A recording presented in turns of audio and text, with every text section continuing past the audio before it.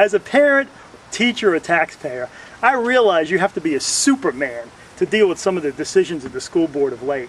For instance, the initial plan to close the 3 country schools, and then in the end closing A.R. Lewis and Holly Springs schools for this year.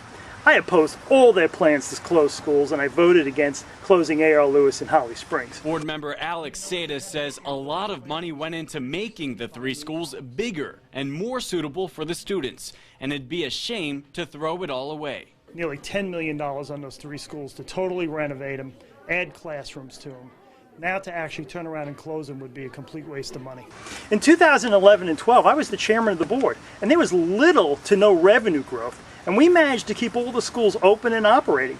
Today, revenue growth is the highest that it's been in 10 years, so keeping all the schools open was not difficult. Both our children went to Holly Springs. We saw how a small school and smaller class sizes results in more personalized teacher and student instruction time, and that's what's best for all children and something we should strive for all over the county.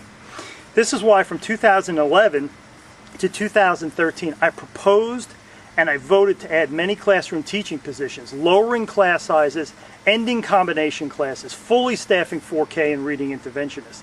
And it's the reason why I voted against eliminating 65 classroom teachers over the next 3 years that followed. Other than the resiliency that parents and students and teachers really have shown with all these unnecessary changes this year, I can't find the silver lining in closing schools or raising class sizes over time. Going from the 5 schools to the 3 schools, there are 78 less students now. I suspect many of them were unhappy and just voted with their feet and left. Also, the 3 schools were held harmless on the standard student-teacher ratio. I'm concerned about next year when the standard is fully implemented and those schools lose positions. Class sizes will be larger. Finally, Haygood, Ambler, and Pickens Elementary do not have any extra classrooms. I think the closing of the 2 schools was a mistake, and I surely would reopen one of them tomorrow because we'll need the space over time.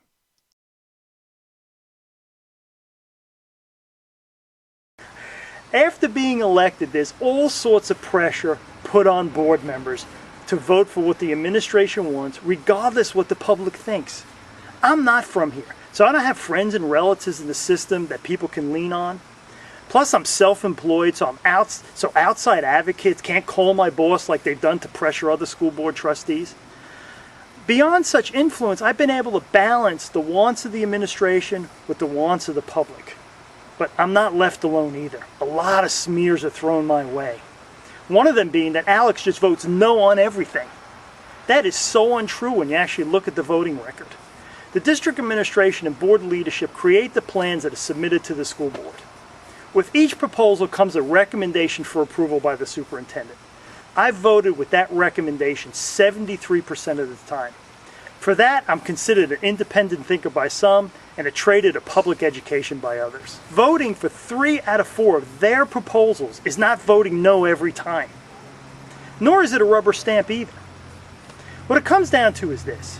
Do you trust the school board to always do the right thing, even when the public's not looking? Frankly, most don't. That's why we need at least one school board member who's going to act as the public's eyes and ears, who knows the history, and has the courage to speak up for the interests of the people. I've got a long track record to prove I've been doing that for years.